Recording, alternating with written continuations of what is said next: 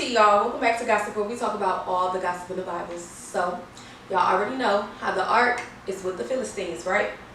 But they were already talking about sending it back. So, the ark had been with the Philistines for a couple months. It's been a while. So, the people, they were just like, okay, so when we send it back, we don't want to just send it back by itself. We need to make sure that we send it back with a gift as like a peace offering, because we don't want no smoke from them. Like, we don't want no hidden animosity or nothing like that. We don't want nothing else coming on us. So we need to make sure that they know, like, we cool. So they're like, all right, well, what gift do you want us to send it back with? So they start brainstorming and whatnot. Then they was just like, 5 gold tumors and 5 gold rats. Now, I know. Before you raise your eyebrows, I know. They picked those things because it was like a symbolism of basically what the Lord had been putting them through. Because remember, last chapter, the Lord had sent them with, had struck them with tumors and, stuff like that. So they just like, let's show like a little symbolism. Okay? All right.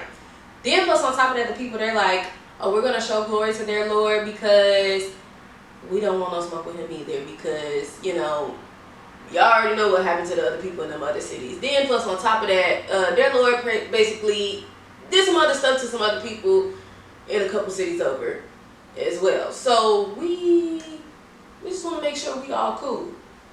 So the people like, okay, we're going to make sure we do that. So while they're doing that, they're like, all right, the head people telling them, all right, cool, go get the cows, and I need y'all to attach the cows to the cart. Okay? Once y'all got that together, I need y'all to put the Ark of God on the cart. Then I need y'all to get a chest, and I need y'all to put the gold stuff in the chest. Make sure y'all don't leave that. Okay?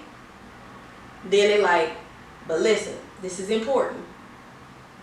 When y'all on y'all way, I need y'all to watch that cart, because if that cart don't make it to the city where it came from, Beth Shemesh, just know we're gonna think that it was some type of coincidence that all of this stuff came upon us. But if it do make it to the city, that's how we know that it was their Lord that basically did it to us. So they're like, all right. So Philistines, they headed on their way. They watching the cart. Sure enough, y'all, they made it to the city. So the people of Beth Shemesh, they looking, they like, oh snap, like they brought our stuff back. Oh, like they all excited. So they gathering all their people. So they got the cart. They chopping the wood down from the cart. And then they took the cows. They sacrificed the cows as a burnt offering.